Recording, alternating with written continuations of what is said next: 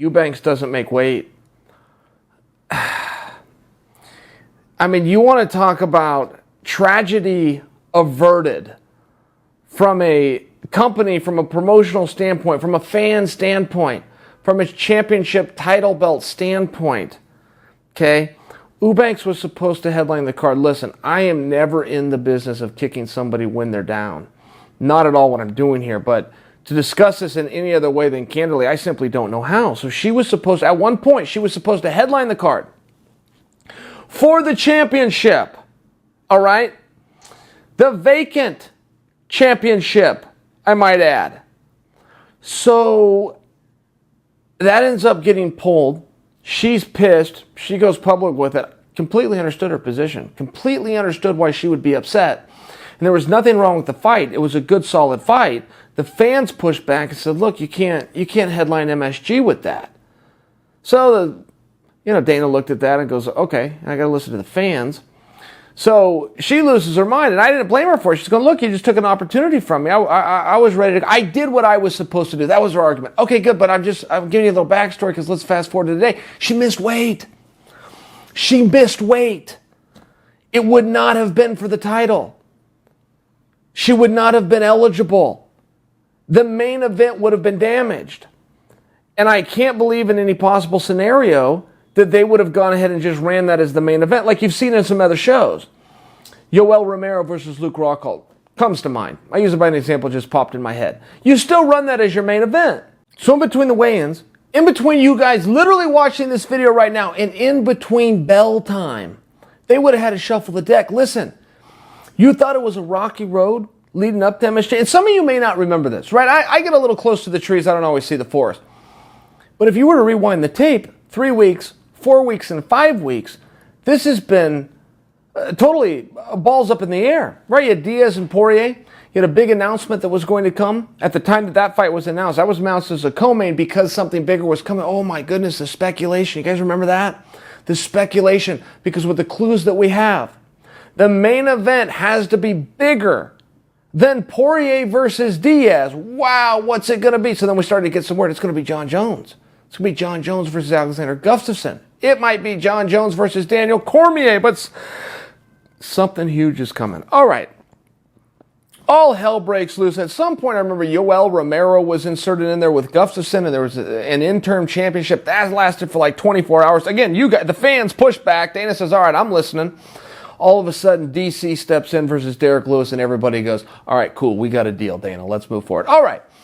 But this is the way that this whole thing came about. So when you take that into consideration, we always have short-term memories at everything in life, but we're very guilty of that as MMA fans. So you guys may not remember. That's why I'm giving you the backstory on this. Could you imagine had they gone with Eubanks and the Bullet? And then Eubanks missed weight. You guys thought this was a mess to not have this whole thing sorted out 8 weeks ago, to not have it sorted out 5 weeks ago. Imagine you watching this literally right now and not knowing who the main event was going to be in just a matter of hours. But that could have been, very well could have been the situation they were in. So I think this was really detrimental to Eubanks. I'm not terribly familiar with her career. But from what I've told, in her last fight, which she won, she missed weight for that. That's what I'm told. If I'm wrong, it was on previous, but for sure, this is her second miss. I don't know that you can recover.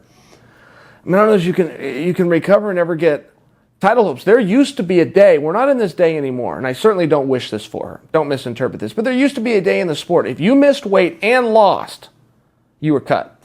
That was it. Missing weight was that serious of business and an offense. If you missed weight, which gave you an unfair and contractually illegal advantage, and you still didn't have the skill to get it done, you were cut. That's the way it used to be. So I think this is bad for her, but I just want to tell the story because it doesn't end there. Ben Askren steps in, okay? This is where things get a little bit more interesting. So Ben Askren's coming to the UFC, and he is spitting fire at everybody. There is absolutely no one's safe. He's coming after guys that are retired. He's coming after guys in different divisions. He's coming after anybody and everybody, and he's making sure that it's known there's a new guy in town. Ben weighed in on Eubanks' weight situation. And all he did is he just publicly on Twitter talked about how unprofessional it is. Now, don't forget, Ben Askren comes from the world of wrestling. Ben Askren is also a sitting wrestling coach at the University of Wisconsin for their freestyle team. So, in the world he lives in and amongst his athletes, it is the cardinal sin. If you miss weight in amateur wrestling, there is no fine. There is no 10% to take. You do not compete, the end.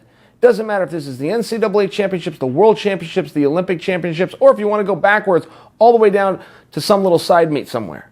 You do not make weight. It is pass or fail. It does not matter how much you are over. If you do not beat the scale, you do not compete. So in his world, he shared his opinion. And he waited, well, she fired back. She came right back at Ben. And I thought it was interesting from a psychological standpoint. And I'll tell you why. In this sport, to be the heel, it was very easy. The biggest heel in the sport's talking to you right now.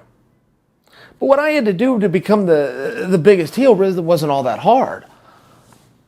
First off, I wanted the spot. Nobody else wanted it.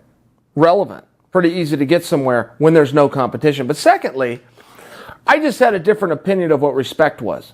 The sport at the time when I came into it had this idea that to lie to somebody's face and then stab them in the back when they turn around was respectful. I don't agree. I came from the approach of I will tell you to your face that when you turn your back, I'm going to put a knife in it, and then I will. And that was the difference. And I was looking to call my shots, and I was looking to ruffle some feathers, but that's all I had to do. I became the most hated guy in the entire sport, but that's all I had to do. Well, if you want to come and take my spot, you got to outdo me. So some guys did. Some guys started outdoing me. And some of it was on accident. If you look at what John Jones went through, right? I mean, you're talking about the handcuffs and the whole bit. You're talking about I mean, there was just some stuff that happened. If Conor wants to now outdo John Jones, what's he got to do? He's got to insert himself in a Bellator event, break into a venue, attack a bar. I mean, there's just stuff you have to do if you want to one-up the next guy.